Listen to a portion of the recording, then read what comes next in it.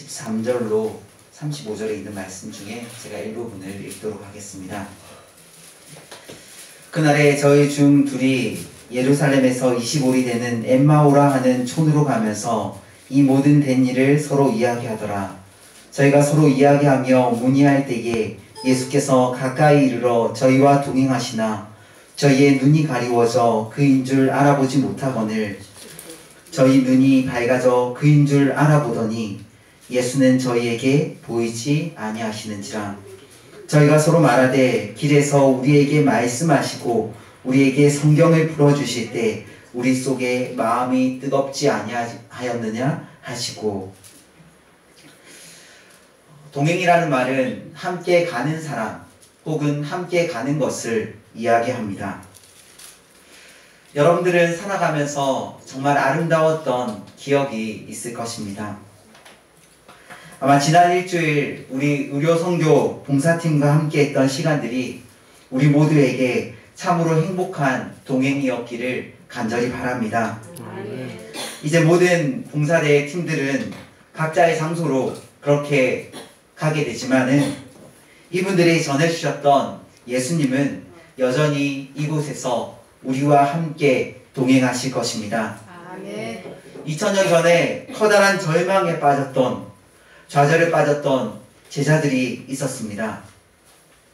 이 제자들에게 친히 찾아오셨던 한 친구, 그리고 오늘날 우리가 갖고 있는 고민과 슬픔과 걱정 속에서 우리를 여전히 이해해 주시고 위로해 주시고 도와주시는 친구, 바로 예수님이 계십니다. 아멘. 엠마오라고 하는 마을은 예루살렘으로부터 13km 정도 떨어진 마을이었습니다. 그곳은 걸어가면 2시간 정도 밖에 걸리지 않는 거리였지만 이 예루살렘의 지형이 너무나 험난한 탓에 그곳은 돌짝길과 산길들로 이루어져 있었습니다. 그 여행은 2시간여 되는 여행이었기에 그렇게 고되거나 힘든 여행은 아니었습니다. 하지만 이 두 제자들에게 이 여행은 그 어떤 여행보다 고되고 힘든 여행이었습니다. 왜냐하면 그들이 정말 믿었던 예수님, 그들이 정말 메시아이기를 바랬던 그 예수님께서 많은 사람들에게 모욕을 당하시고 때로는 핍박을 받고 심판을 받고 십자가에 달리는 모습을 그들은 지켜보았기 때문입니다. 그들의 마음속에 왜 예수님께서, 왜 그토록 많은 능력이 있으신 예수님께서 그러한 굴욕을 자원에서 받으셨는지, 그분이 과연 그리스도이신지 메시아이신지, 그들이 마음에 끊임없는 투쟁과 고민이 일어났습니다. 그리고 그들은 들었습니다. 새벽에 막달라 마리아와 그리고 제자들로부터 예수님의 시체가 사라졌고 예수님께서 부활하셨다는 사실을 그들은 듣고 그 믿기 힘든 것을 들은 후에 그들의 마음은 더욱더 복잡하고 그 슬픔을 이기지 못하게 되었습니다. 그들은 걸어가면서 이야기를 나누면서 때로는 울기도 했습니다. 그들은 그들의 마음의 힘든 부분을 서로서로 그렇게 나누었습니다. 그런데 그 슬픔의 그 여행이 그들의 인생 가운데서 가장 아름다운 시간이 될 수 있었던 것은 바로 그 자리에 예수님께서 계셨기 때문입니다. 17절에서 이렇게 이야기합니다. 예수께서 이르시되 너희가 길 가면서 서로 주고받은 이야기가 무엇이냐? 가라사대 무슨 일이냐? 예수님께서는 그냥 다가가셔서 바로 마구 이야기를 하신 것이 아니라 이 두 제자에게 아주 조심스럽게 다가가셔서 아주 조심스럽게 이야기하셨습니다. 예수님께서는 이 두 제자의 아픔과 슬픔을 너무나 잘 이해하고 계셨습니다. 그래서 그 슬픔, 그 아픈 제자들의 눈물을 닦아주시기를 원하셨던 것입니다. 부활하신 예수님은 그들과 함께 조심스럽게 걸어가셨습니다. 때로는 그들과 함께 험난한 돌잡기를 올라가셨습니다. 그들과 함께 잠깐 쉬기도 하셨습니다. 예수님께서는 직접 그 제자들과 동행하셨습니다. 제자들은 그분이 예수님이신 줄도 모르고 이 한 여행자, 그냥 자기들과 함께 동행한 한 여행자와 함께 그렇게 길을 걸어갔던 것입니다. 우리가 어떠한 목적지로 갈 때에 어떠한 안내자가 필요합니다. 저희가 함께 이제 벚꽃을 찾기 위해서, 벚꽃을 구경하기 위해서 갔는데 어떤 차에서는 정말 벚꽃이 만개한 그러한 도로를 탁 통과를 했고, 우리가 탔던 차는 벚꽃은 하나도 볼 수가 없는 그러한 도로를 통과했던 것은 바로 그 운전자가 그 길을 모르고 있었기 때문일 것입니다. 우리가 어떠한 목적지까지 갈 때에도 이러한 안내자가 필요한데, 우리의 앞길을 아무것도 알 수 없는 우리의 인생길에 참된 안내자가 필요하지 않겠습니까? 네. 많은 사람들은 그들의 인생에 있어서 안내자를 찾고자 노력합니다. 때로는 수많은 책들을 보기도 하고, 때로는 어떤 절이나 어떠한 예배의 장소로 찾아가기도 합니다. 많은 종교들에서는 이 길이 참된 길이다, 저 길이 참된 길이다 라고 이야기합니다. 하지만 우리에게 참된 길을 알려주시고, 또한 우리의 마음까지 살피시고, 우리와 이야기까지 하시고, 우리와 시기까지 하시는 그분은 오직 한 분, 예수님이십니다. 아멘. 시편의 기자는 이야기를 합니다.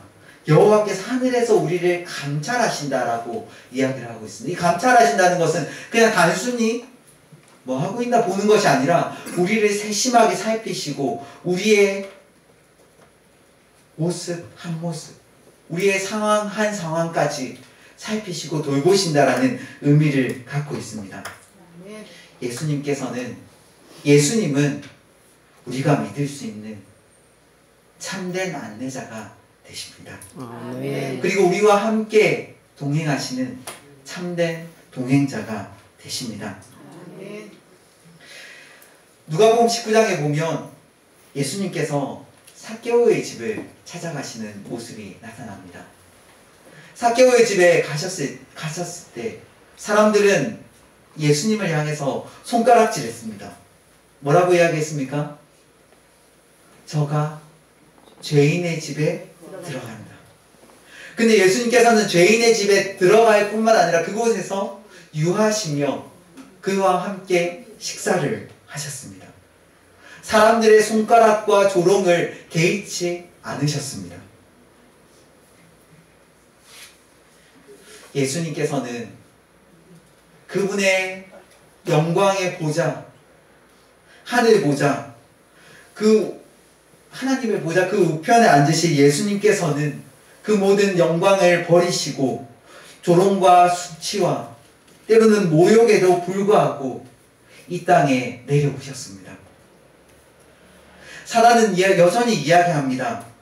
여전히 죄인들과 함께 거하시려는 예수님을 바라보면서 여전히 사단은 손가락질하면서 죄인들과 함께하는 분이라고 그렇게 조롱하고 핍박하고 비난합니다. 하지만 예수님께서는 그것을 여전히 개의치 아니하시고 죄 많은, 여전히 흠 많은 우리의 마음속으로 들어오십니다. 그런 예수님을 우리의 동행자로 모시게 되기를 간절히 바랍니다. 아멘. 이번 주 동안 저희는 정말 좋은 말씀들을 우리 또 장로님을 통해서 많이 듣게 되었습니다. 우리는 그 말씀을 들으면서 참 마음의 뜨거움을 받았습니다. 근데 저 역시도 이 말씀을 들으면서 참 좋았었는데, 또 특별히 기억에 남는 것은 우리 민경이가 밥을 먹고 혼자 조용히 내려와서는 저기 뒤에 의자에 앉아 있는 것이었습니다. 뭐 하고 있냐고 우리 사모님 물어봤는데 보니까 성경을 읽고 있는 것이었습니다. 그리고 자기가 쓴 설교 노트를 보면서 성경을 하나하나 살펴보는 모습을 보게 되었습니다. 그 모습을 바라보면서 제가 잘 칭찬을 하진 않지만 정말 칭찬을 하고 싶습니다. 말씀에 기초된 신앙, 그것이 우리에게 필요합니다. 예수님께서는 제자들에게 부활하신 예수님의 모습을 보여주지 않았습니다. 먼저 말씀하셨습니다. 그분은 이 성경을 펴서 이 성경이 어떠한가 하면서 그 모든 내용들을 설명해 주셨습니다. 시대의 소망 769페이지에서는 이렇게 이야기합니다. 그리스도께서는 성경 역사의 바로 첫 장인 모세의 글에서 시작하여 모든 성경에서 당신 자신에 대한 말씀을 설명하셨다.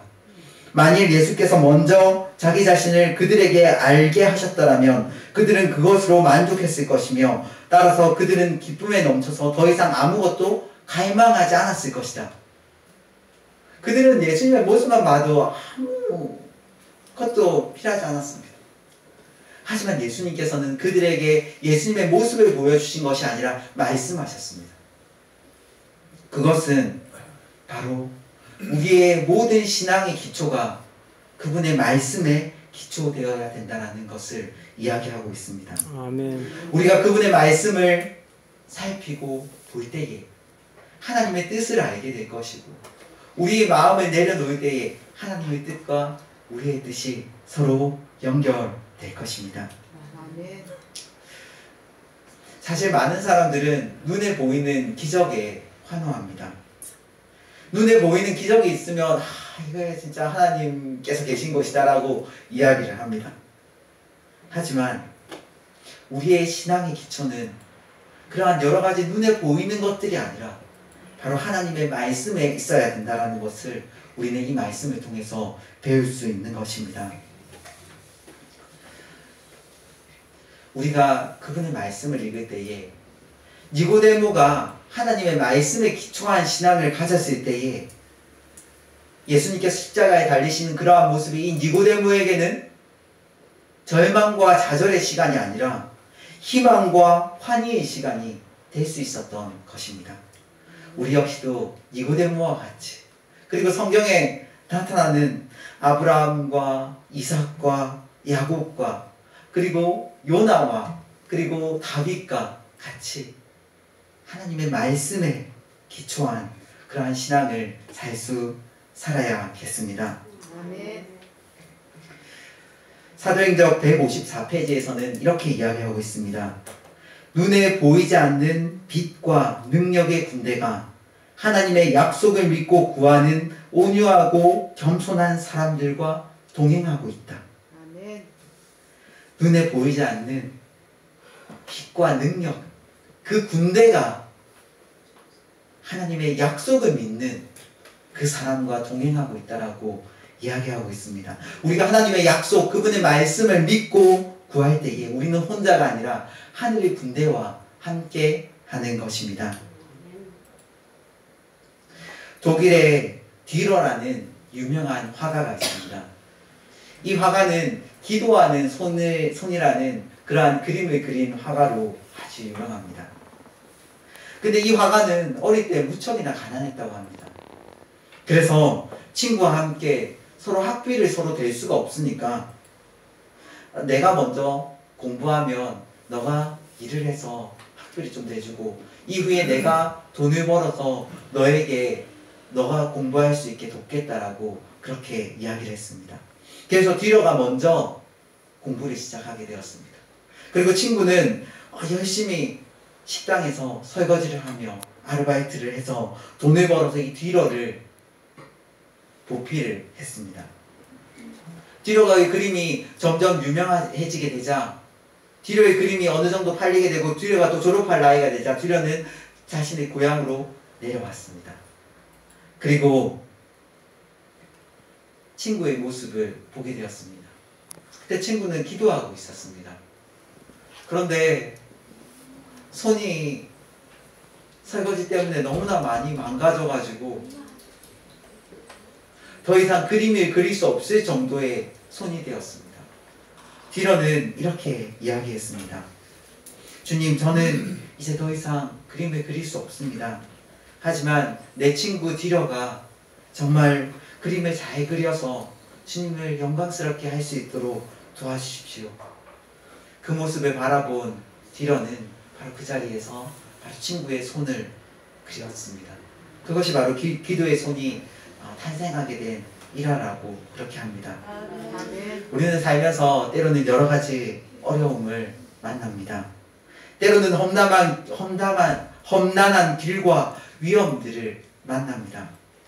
하지만 잊지 말아야 될 것은 예수님께서 우리와 지금 함께 계시다는 사실입니다. 아멘. 예수님께서 우리의 삶을 길을 인도해주고 있다는 사실입니다.